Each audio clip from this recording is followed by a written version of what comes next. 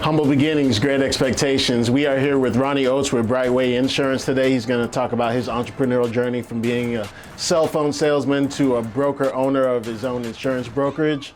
We are in the humidor of Sterling Cigar and Lounge here in Ybor City, and I'd like to announce that they have a signature cigar in their name branded called the Vicente.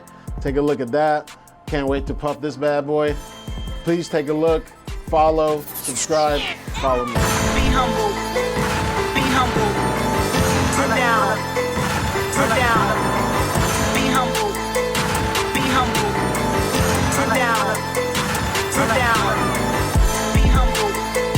Be humble. Sit down. Sit down. Be humble. Welcome to another episode of Humble Beginnings, Great Expectations. This is the show that we profile entrepreneurs, artists, business leaders in the community and talk about their journey from the bottom to the breakthrough. And today is no exception to that rule. Today we have Ronnie Oats with Brightway Insurance. Ronnie is a business leader in the community and someone that you need to have on your team when you're talking about putting together financials, businesses, any type of project that deals with the financial industry. And as a business architect for myself with 7J Commercial Finance and Consulting, we deal with a lot of different projects and things that require coverage, and someone like a Ronnie that can customize the insurance profile for you and make sure that you are covered and your asset is covered when you're putting it together. So first and foremost, Ronnie, thank you very much. Thank you, Jeremy. Thank you. I appreciate you having me, man. Glad to be here. Absolutely. Man, let's just get it all and start on the right way, man. Humble beginnings. You know, what inspired you to get into this line of work? So it was, a multitude of things. Looking back at my career, once I graduated, I went to Florida A&M University, and my last semester in college, I started working at AT&T, selling the cell phones back then, Blackphone 3G. Started at the very bottom, working as a sales consultant, as a retail kit sales consultant. And then over the course of the next 6-7 years, I practically worked my way up, became assistant manager, store manager, ran vacation in Tallahassee. I moved down here to Tampa in 2015 when AT&T was in the process of purchasing Cricket Wireless and taking the Cricket Wireless brand nationwide. And my role was what they call indirect sales executive, and my role was to really oversee the franchise owners for Cricket. Yeah. And so I did that for about 6 months, and I realized that I could probably get into the business myself. And so, long story short, I brought my vision to my father, and I told him that, hey, I think that we could get into this business at the time, and he put me in front of potential investors. I secured funding to open up 4 locations here in the Tampa Bay area. Very important. And so, they were all selling the business. So I was, I guess, an owner operator. So we had a location here in Tampa, Sarasota, Lakeland, and Brandon. I ran that operation for about 2 years, and we were bought out by one of the largest carriers here in Florida, the largest dealers here in Florida. Yeah. So transition, got into finance right after that. Became a financial advisor, started out with Edward Jones, went to Merrill Lynch, and then Fisher Investments. And then, I just got burnt out in that industry. It was just a constant grind. And I realized that I didn't feel like I was really serving my purpose. And one day I was in a lounge like this, a cigar lounge, ran into a State Farm agent. And, I didn't really know much about the insurance industry at that point in time, but, he really poured into me and just started telling me all the different, unique aspects of the insurance industry. And from there, it piqued my interest. And so I went and got my license, my 220 license, become an agent. I was, in the process of, looking at different models, State Farm, Allstate. And, I ultimately came, we found Brightway. One of the things that really struck me is I wanted to be a broker. I wanted to have access. I did not want to be captive and just have one company and one product to sell. And so, during this time, went back to my father, and he had just retired from a long 37-year career with the Boy Scouts. And I was burnt out in that finance industry, and I had to make a move. That industry drove me into a depression, and I knew I had to make a move relatively quickly. And I talked with my father about my vision and what I had, and really gave him that legacy talk. Right, started talking about this is something that we could come in and work and become partners together.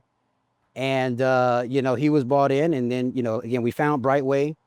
And went through the process, and we realized that this was really going to be a good fit for what our long-term goals were really to build something meaningful for our family and for our family name, and something that 20, 30 years down the line that I can pass it down to my kids. I'll still be around and pass it down to my kids. And so that's that's how we got here. I want to rewind back a little bit and talk about when you first began and you were working for the cell phone company. And that was, while you were in college, I assume, and you were just, you were getting into the workforce, getting to understand who you were as a person and, making money, paying bills as an adult, you were adulting out here. So what was it about that job that gave you the confidence and the idea, the motivation to be like, oh, I could use what I'm learning here and catapulted into something else? Yeah. So, I'd say, if you ask my parents, since I was young, I've always wanted to be an entrepreneur, right? My father, him working in the Boy Scouts, I was always around very successful businessmen and entrepreneurs. And I always knew that, I saw the lifestyle that they have, and I knew that's what I wanted. And I knew that just working in the corporate world was not going to provide me the lifestyle that I wanted. And so, when I first started working at AT&T, I wrote down a piece of paper. I said, I'm going to start a business within 10 years of me working here. Didn't know what it was, but that was my goal, is that I wanted to escape the corporate rat race. And then, after gaining that experience and that knowledge, and I tell you, AT&T, they were a phenomenal company to work with.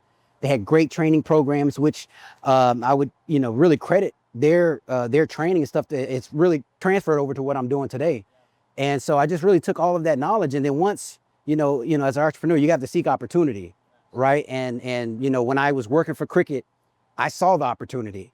And so it took some convincing, right? And when I saw that opportunity, you have to, opportunities only come are few and far between. And so when you see that opportunity, you have to jump on it. And that's what I did. And I knew that based on my experience of running the cell phone stores and managing teams and coaching and developing, it was a very seamless transition into the Cricket world. It's basically the same thing. It's just a different name brand, but it's the same products, same services, same type of customer service, all of that. And so, that really transferred over into the Cricket. And, I've taken all the things and the customer service experiences and the coaching and developing that I've learned, and that's transitioned into what I'm doing today. This is an entrepreneurial show. This is about the entrepreneurial journey. And you just, you hit the nail on the head when you talked about all of those things that you picked up and you learned and you applied them to the next step, the next level of your evolution. So I love that, man. It mirrors my journey so much, but in a different industry, but everything is still the same. The entrepreneurial journey, it's not microwave. It's more, it's more customized. It's more chef. It's more, recipe. Everything's baked on top of another, and you can't go to the next step until you learn. So tell me how the retail aspect of that cell phone store, speaking with different people every single day, helps you today. Yeah, I mean, one, working in retail, customers are coming into you. Coming into the stores and working in retail, right. And you're working with a wide array of different types of customers. You don't know who's coming in, right? And then as a manager, when conflicts arise, when somebody's upset, you have to be able to come in and mitigate that issue, right? That problem, and do it in a very professional manner, right? Because people can, I've had multiple instances where people are yelling at me and, screaming because they're upset about their bill or what have you. But, for me, you have to remain stoic. You have to, not let their energy stop you from what you're having to do. And it's trying to help them resolve that issue. And so, I would say just, between the customer service aspect, but also coaching and developing, right? When I was a store manager, I was 24 at the time, 24, 25.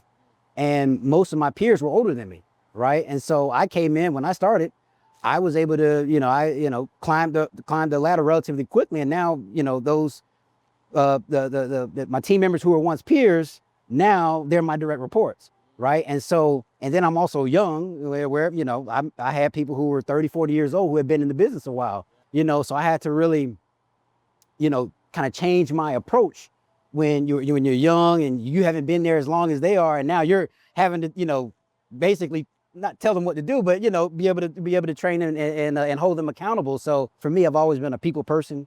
And for me, I took the time before I did anything. I sat everybody down, and I just wanted to learn, okay, what is it that you want out of this job? What are your long-term goals? And then putting a plan into place to make sure you help them achieve those goals, whatever those goals are. And that's one of the things that I really prided myself on, and really, I felt like I did a fairly good job at my time while being a manager. And I think just having that, I gained a lot of respect. Didn't really have too much pushback from my team, and was able to run some very successful teams during my tenure. So I would think it's just a combination of just your overall approach to it, especially with me being so young at the time, fresh out of college.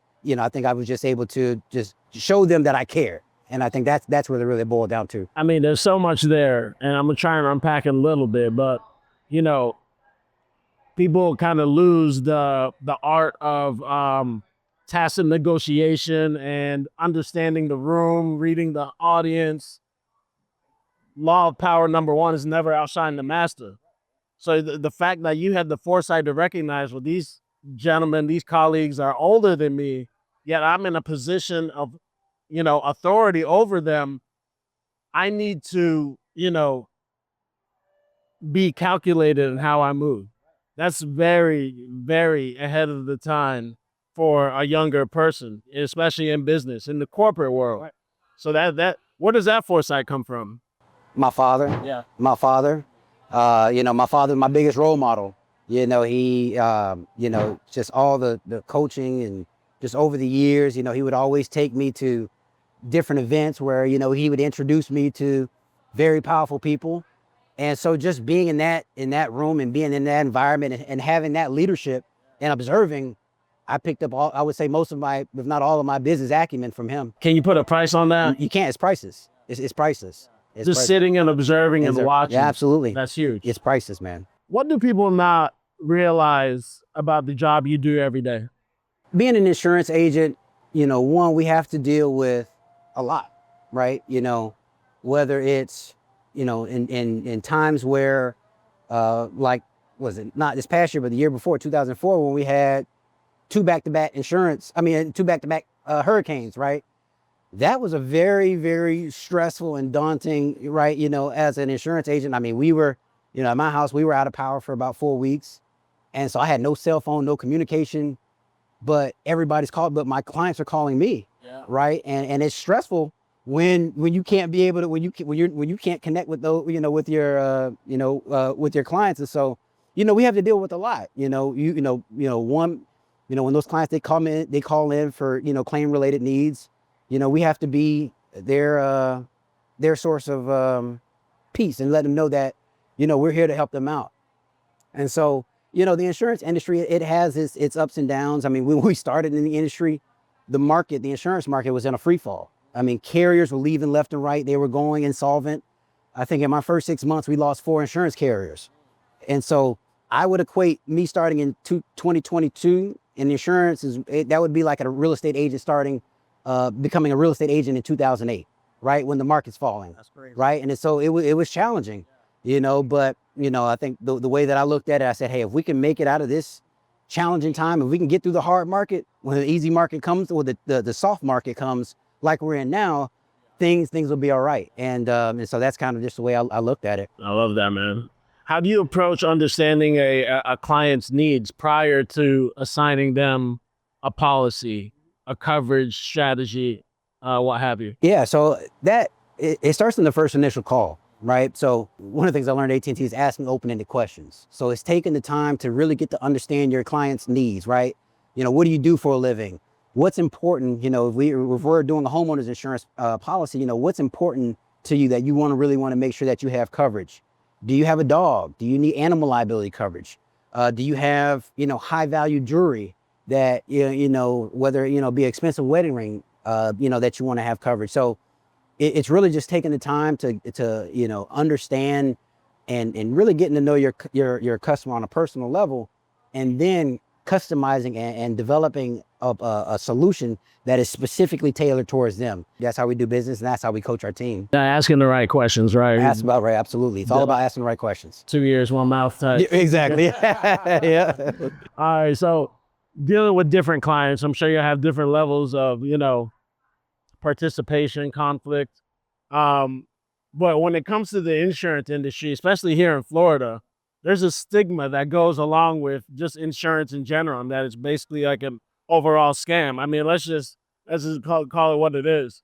How do you approach clients that have that, you know, negative stigma about it? And how do you approach that type of client, ease their concerns when it comes to, you know, giving them coverage? And Yeah, you know, and that stigma is, you know, I would say before I got into the insurance industry, I had that stigma. But once you understand how insurance works, you realize that stigma is just really not true. And so just to give you an example, insurance companies, they're in the business to make money, like we all are, right?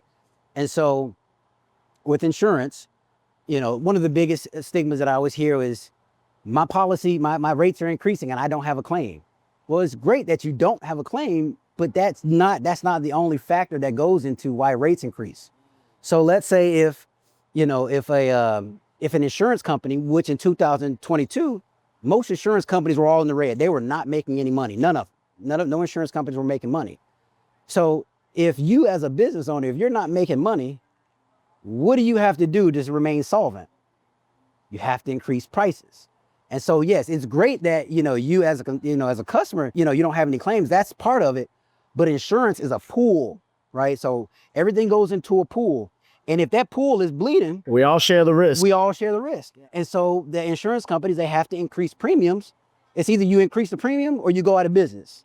Which option do you want, right? And so that is, you know, so that's one of the things I tell my clients. Yeah, it's great that you don't have, you know, any claims, but that's not the only thing that goes into your premiums. And so once you just really take the time to you know, get them to understand. I take a deep dive into, you know, why insurance, because a lot of times people just say, hey, well, you know, my rates are increasing. I don't know why. Well, so taking the time to, you know, I take the time to educate my clients of, you know, back in 22, what was going on in the insurance market that helped, that caused the rate increases. And once you have an understanding of why this is happening, you know, I think that they had a better understanding of, okay, now I understand, because, you know, if you're not actively looking in the news and typing in why is the insurance rates increasing, you're just assuming that the carriers are just raising your rates to take your money. But that's just not the case, right? They have to make money. And if they're not making money, they have to do what they have to do to remain solvent. I understand. So what you would do is to gain trust of those clients is give them the information, educate them. Yeah, you provide that education. And once you provide that education, you know, then it's like, okay, that makes sense. Right. And then once I do that, I don't get as much pushback. What would you say is the current status and trend of the insurance market here in Florida right now? Yeah. So the insurance market, we're in a soft market now. The market has gotten significantly better. Wow. Just to kind of take you back, in 2022, when I first started, the reason why the insurance market in Florida was so bad is because there was roof-related fraud and litigation that was running rampant in Florida, right? And essentially what that looked like is that there were these overzealous roofers that were going around in neighborhoods, and they were looking for, you know, people with older roofs. I remember getting phone calls just out of the blue from just someone that wants to be on my roof. Exactly. Yeah. So that was happening, and they were doing that every single day. And what was happening is they were going around, they'd knock on the homeowner's door. They say, hey, we noticed you have a old roof. We can get you a brand new roof for free, right? And so the homeowner, not thinking anything of it, they're like, okay, sure. Yeah.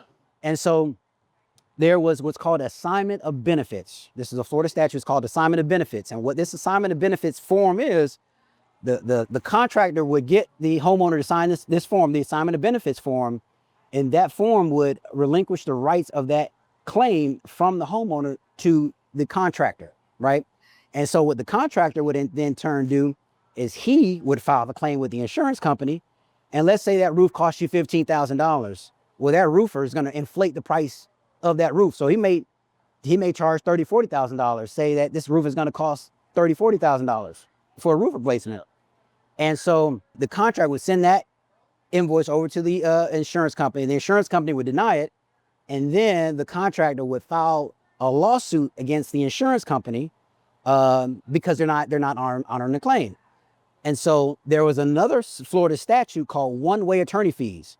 And so if the insurance company, if they were to go into litigation, they were not only responsible for paying their attorney fees, but they were responsible for paying the homeowner's attorney fees. And the homeowner's attorney fees, they were basically the contractor's attorneys, and then they were jacking up the rates. And so it's like double. it was dope. Both, yeah. Right. So the insurance company really had one or two options: either settle for the inflated price of the roof or take it to trial. And we all know if you take it to trial in litigation, it's going to be even more expensive. And so that stuff was just happening over and over and over until it got to a point where it just wasn't sustainable. And that's why all the insurance companies, they were losing money, underwriting, they were all in the red, in a matter of like 2 or 3 years, like 12 insurance companies went out of business. And that's never good because that put a lot of pressure on the state-backed insurance carrier Citizens. And so at the end of 2023, Governor DeSantis called a special session to address the insurance crisis that we were in at the time. And he abolished the assignment of benefits, so contractors can no longer do that, and the one-way attorney fees. There were a few other things, but those are two of the major things that happened. And once that happened, that tort reform happened, that following year, we started to see things change, right? So now insurance companies, a year later, now insurance companies are slowly starting to make money, right? Because now they're not fighting all these litigation battles. They're doing it the right way. Doing it the right way. And so fast forward till today, most of all the homeowners insurance companies are making money now. And they're not only that, but they're also filing for rate decreases. I'm not aware of any homeowners insurance company this year that has filed for a rate increase. Wow. Everyone's filing for rate decreases, which is fantastic. On top of that, back then, when the market was in crisis, insurance companies, they didn't like insuring older homes, right? So that put a lot of pressure on Citizens. And Citizens, the state-backed carrier, at one point, they were the largest insurer in Florida, which is not a good thing, right? And so, but as of today, they are no longer the largest, which is fantastic. Now carriers, they're starting to, loosen up those underwriting guidelines. They're starting to insure older houses, and still be, relatively competitive. And so the insurance market is great. There have been, I think either like 10 or 12 insurance carriers that have filed to come back into the insurance market. So that's always a positive thing when you see carriers starting to come back in, where just 3 years ago, everybody was, exiting Florida. Right. So the market, I think right now, it's definitely on the right path, and we should still continue to see rates get even lower and get even lower. Okay, good, because the affordability piece of everything right now is challenging, especially home buying, securing collateral and things of that nature. Yeah. Well, are there some scams that people should be, family, small businesses that they should be aware of right now? Like, how do they avoid the unscrupulous roofer or the cat trying to get over? I mean, that's really the biggest thing. It's still the roofer, they'll still try to do it. Yeah. I've gotten a few calls like, hey, I have somebody here. They're saying they can give me a brand new roof. Just don't do it. If it sounds fishy, if it sounds too good to be true, it's probably fishy. You know what I'm saying? So I just tell my clients this: if you have something that sounds fishy and it's insurance related, give me a call, right? But that's really the only thing, scam thing that related that we have seen is really regarding the roofs. Okay. Yeah. So let's switch gears to your entrepreneurship a little bit and like your business model. So there's a young cat out there right now, probably graduating college, trying to figure out what he wants to do. Maybe even just graduating high school and just wants to, get right to it. Yeah. And so what advice would you give to a young person right now about the brokerage business model and how it frees you from the, rat on the wheel, corporate cycle of just, being an employee, and why insurance? So the thing I love about insurance, right? If you look at most other insurance related industry, whether it's health insurance, life insurance, the thing about, property and casualty, homeowners, auto insurance, if you drive a vehicle, you have to have insurance, right? It's an insurance that is required. If you have a mortgage, you have to have it, right? And so the thing I love about this industry is you're dealing with products and services that are required, right? Life insurance, not required. It's recommended, right? But you're not That's gonna a luxury it's item. a luxury item. You're not gonna get, you're not gonna get a ticket or, or fine or anything like that if you don't have it. And so this industry is something that's always gonna be in need, right? And people are gonna come to you, as a broker. That's one thing I love about being a broker is that, people come to me because they want me to shop their policy, to see if it, shop the market, see if there's anything more competitive out there. And I wish I would have known more about this industry, when I was just coming out of college. But See, because were you a direct type carrier, insurance carrier, or were you a broker? I've always been a broker. Always been a broker. Yeah, here at Brightway, always been a broker. And so this is it's a great opportunity. If you want to start out and start your own, it's a lot of hard work, right? It requires, money to sustain your living, right? And that's one thing I think that, some people don't realize is that when you become an entrepreneur, you get paid last, right? When you're starting a business. And so you have to be willing to, take on debt. Your credit score might suffer, right? There are things that are going to happen early on, but in the end, I know that, if you do things the right way and you grow your business the right way, it'll all pay off in the end. But you got to make those sacrifices very early on. But this is a business that, in my opinion, is not going anywhere. And as long as you stay in it for the long haul, you can make very good money. But also, what I like to call mailbox money, where if you want to go and take a week off, you're still going to get a check at the end of the month, right? Whether you work or not. But for that to happen, you got to put the work in the first 5 to 7 years. Recession proof. Yeah. Building, always building. You can never go, as long as you're doing the right thing, your income can be, yeah. And so definitely worth the investment, and it's an investment into yourself, right? What are the long-term advantages that you can see? Well, those are the initial drawbacks. You got to get capital. You got to educate yourself. You got to spend some money and, establish yourself as well, market. What are the long-term benefits after you do all that people can look forward to? Freedom. It's freedom. Yeah, freedom. Yeah, when you're in this business for a while and you build up a team and your business is self-sustaining without you being physically present, you can go on and do other business adventures, right? You can take on other projects. You can go build other businesses, right? And so I think, long term, and for me, it's kind of twofold, because I look at it as a legacy piece. Long term, I want my kids to be able to, if they want to, take this over, I want to be able to pass this down to them, because I don't want them to have to work for anybody else if they don't have to, right? And so, I've been fortunate enough to be around, successful entrepreneurs that have done that. And I was like, I want that for my kids.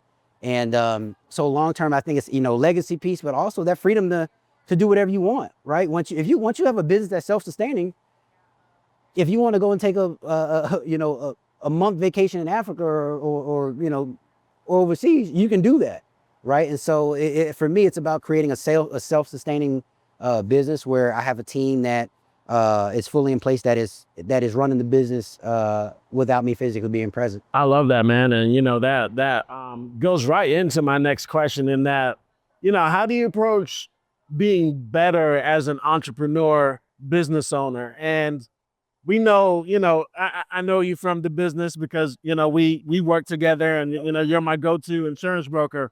But when it comes to the freedom that you say it builds for you, you're able to do the other things that we do. Now, I know you're an avid fisherman. You're an avid outdoorsman. I saw you get busy on the shotgun too, with the hunting. So How do you plan on incorporating those things into building the brand legacy of Brightway? That's a great question, and that's one of the things that we currently do. Yeah. So, both my father, he got me into sporting clay shooting when I was about 9 years old, right?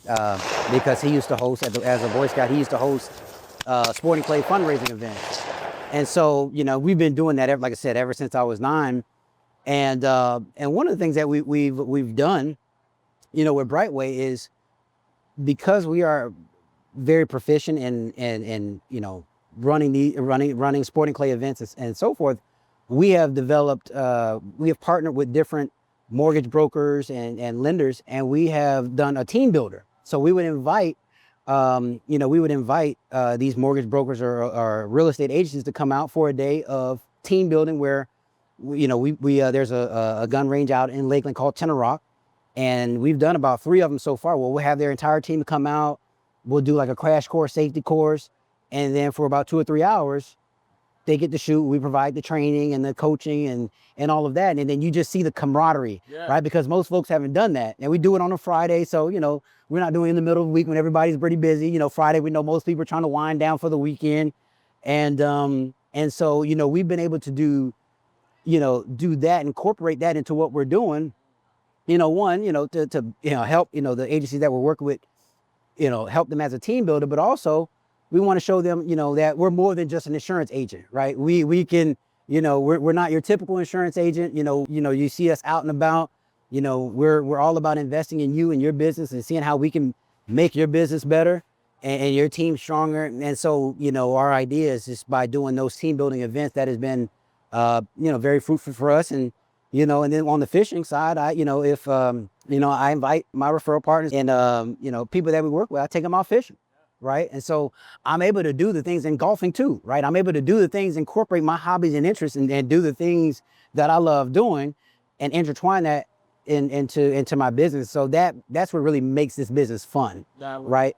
So you humanize yourself through the things you like to do, and how just emphasize how important that is for any business owner, entrepreneur to do that for their brand. I mean, I think it's critical, right? Because then it stops it from being work and it becomes fun, right? It becomes fun. And so, thinking outside of the box, doing, just don't just stick with the status quo with whatever you're doing. Take whatever it is, your hobbies and interests, and seeing how you can incorporate that into, whatever business that you're running. And then you'll find out that, now you have a lot more fun doing it because you're able to do the things that you love doing outside of work and intertwine that in with work. And so now you're able to really, kill 2 birds with 1 stone. Really? And not make it feel like work. And make it exactly. Yeah. That's a big part. All right, man. Final segment. Great expectations, my brother. So how do you see the future of insurance evolving? The brokerage model how do you see it evolving as we move forward here into 2026 and beyond? Right. So I think, where we're going is everything is AI right now. And so you're starting to see more and more insurance carriers, including Brightway, implementing more AI related technology into your products and service to make, whether it be the underwriting more efficient or customer service. So I think AI is going to be a major aspect in the insurance industry going forward, which should in turn help streamline processes, make things, hopefully make things more affordable, make the customer service experience more seamless. But in the brokerage model, I don't think it's going anywhere. I don't think AI is going to necessarily take over. I think that AI is going to just enhance the brokerage model, enhance insurance, and make things not only easier for insurance agent, but also the insurance companies, right? And so I think AI is going to be the future. And so I always tell everybody, you got to get on the train right now, right? Because what's going on in AI right now, it's people are either going to swim or sink with AI, right? There are going to be companies that are going to go under, but there are going to be people who are become millionaires, right? And so if you, so I look at AI, I study AI, I use AI every single day, ChatGPT being one of the biggest ones, so I would say that, I would say that the AI piece is going to be. Yeah. And some people, they lean all the way into it. And some people kind of, they don't want nothing to do with it. And some people kind of incorporate it to what they're doing. Because I think the the human interaction is, I don't think they're never going away. Everybody wants to, see and feel and talk to someone when it comes to that. So let me ask you this. What's the best piece of professional advice you've ever received? I would say, one of the things, my father always told me when it comes to trust and trusting people is trust but verify. And that's something that's just something that always stuck with me, because, whatever it is that you're doing, whether it's in business, and you ask somebody to do something or what have you, you have to trust that they do it, but you also have to follow up to make sure those certain things are done. And so, trust but verify, that's something that's always stuck with me. And this getting out your comfort zone, being able to take risk and very calculated risk. And, and not everybody's built for it, right? There's some people who, just don't like taking risks and are okay with it, and that's okay, right? But if you really want to get the most out of life, you have to take risks, because nothing good comes from not taking risks, right? If you take those risks, things are going to be challenging at first, but eventually your parachute's going to open. Eventually things are going to start to get better. And if you're willing to take those risks early on and make those sacrifices, and you do the right things will end up paying off. Couldn't say it better myself, my brother. Yeah. Man, what do we have to look forward to with Brightway? Anything you got going on, Real Outdoors? Gasparilla Fest coming up here pretty soon. Anything that you want to promote? We got Gasparilla this Saturday. It's going to be cold, and we got a bunch of guys going out on Saturday. It's going to be very cold, but this will be our 3rd year doing it. It's going to be a lot of fun. If you've never done Gasparilla on a boat, it's a totally different experience. I know Jeremy. He took me out there last year. You out there last year, and one of the things I do want to make sure I state is, Jeremy, when I started my agency in 2022, I met with you and Chris at Davidoff, and I was and that was very in the early infancy stages of starting it up, and I told you all about what I was doing, and I just want to make sure I give you your flowers, man, for supporting me.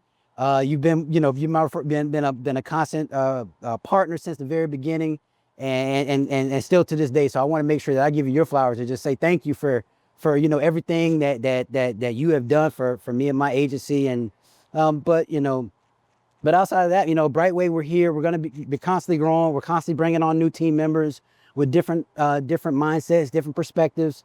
We just want to be a staple in the community. And, if you ever have anybody has, any type of community related events, we want to be a part of it. We're very big on doing vendor events and being out in the community and shaking hands and meeting people. And so, I'd say that's about it, man. Yeah, we heard it here, folks. Brightway Insurance, Ronnie Oats. Bet on Brightway, bank on Brightway. Get yourself an insurance agent if it's not Ronnie, but can't go wrong with this one right here. That's a wrap. Hey, appreciate it. Thank you guys. My man. Appreciate you, bro.